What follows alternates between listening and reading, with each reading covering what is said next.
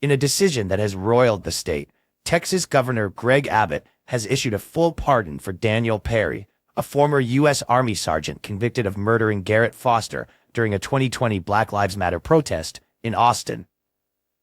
Perry, who had been sentenced to 25 years in prison last year, was released just hours after the pardon was finalized, underscoring the rapid succession of events surrounding this contentious decision.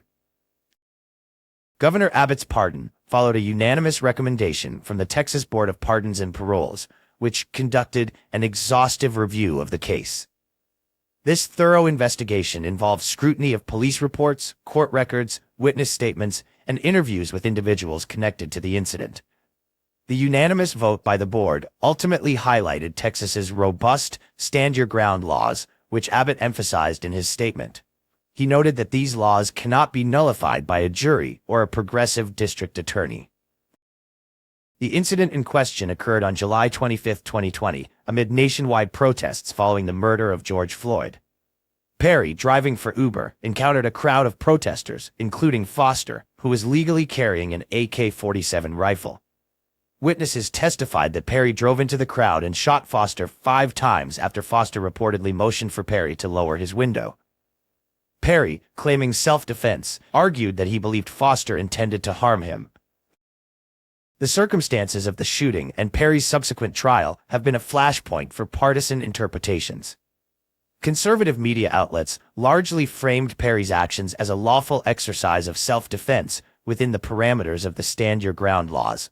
In contrast, liberal media highlighted Perry's documented history of making incendiary and racist comments on social media, underscoring the prosecution's portrayal of Perry as someone predisposed to violence, especially against racial justice activists. The legal landscape is further complicated by the political undertones surrounding the case. Critics, including Travis County District Attorney Jose Garza, accused Abbott of politicizing the justice system. They argued that the pardon undermined the jury's verdict and suggested a dangerous precedent where political influence trumps legal processes. Additionally, court records unsealed post-conviction revealed disturbing social media posts from Perry in which he made racist and inflammatory comments, contributing to the portrayal of him as a volatile individual. Prosecutors and Foster's family have vehemently opposed the pardon, describing it as a betrayal of justice. Foster's former fiancée, Whitney Mitchell, who relies on caregivers due to her quadruple amputee condition, expressed her profound distress, saying, "He has made us all less safe."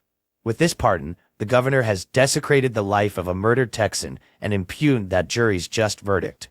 The family's outrage is amplified by their belief in the meticulously reviewed trial that convicted Perry based on an abundance of evidence.